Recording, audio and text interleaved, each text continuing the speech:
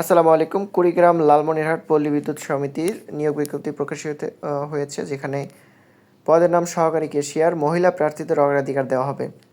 বেতন ও অন্যান্য ভাতা হবে পরিষেবা পসিভ বেতন কাঠামো 2016 মোতাবেক 18,300 হতে 46,240 টাকা এবং নিয়ম অনুযায়ী বাড়ি ভাতা, চিকিৎসা ভাতা ও অন্যান্য ভাতাদি প্রদেয় হবেন। পদের সংখ্যা হবে 4টি। 15/6/2025 অর্থাৎ জুনের 15 তারিখ পর্যন্ত প্রার্থীর বয়স 18 থেকে 32 বছরের মধ্যে যাদের আছে তারা অ্যাপ্লাই করতে পারবেন।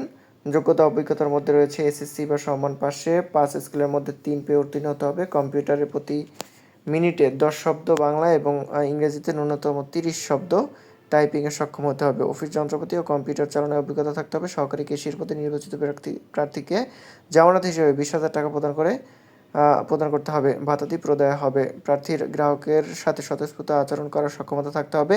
পাটিগণিতে দক্ষ প্রার্থীদের অগ্রাধিকার দেওয়া হবে।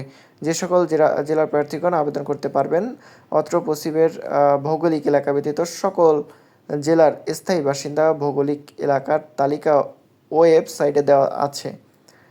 বিশেষ দ্রষ্টব্যতে দেওয়া আছে। নিয়োগ বিজ্ঞপ্তির অন্যান্য সকল শর্তাবলী কুড়িগ্রাম লালমনিরহাট পবিসের নিজস্ব ওয়েবসাইট www.pbs.kurigram.gov.bd এবং বাংলাদেশের পল্লী বিদ্যুতায়ন বোর্ডের ওয়েবসাইটে www.rev.gov.bd-তে পাওয়া যাবে। এই ছিল কুড়িগ্রাম লালমনিরহাট পল্লী বিদ্যুৎ সমিতির নিয়োগ বিজ্ঞপ্তি।